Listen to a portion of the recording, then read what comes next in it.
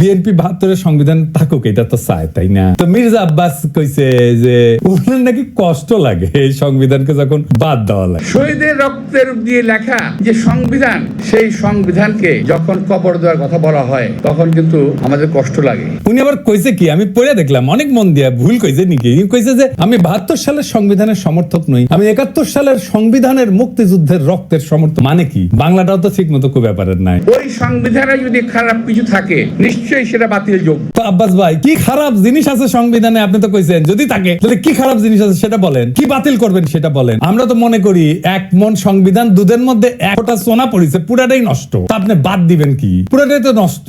একটা রাজনৈতিক দল হিসেবে আপনাদের তো বলতে হবে সংবিধানে খারাপ কি আছে। বলছেন কখনো? বলেন। ওই কাজ করা না আছে হ্যাডম, না আছে ইচ্ছা। সংবিধান সম্পর্কে আপনাদের ক্রিটিক্যাল পজিশন কি? নাই তো। তাই আপনারা এটা বদলাবেন না। অবশ্য ক্ষমতা গেলে বদলানোর মতো সংখ্যাগরিষ্ঠতা আপনাদের থাকবে না। লিখে রাখেন, কয়ে দিলাম আজকে।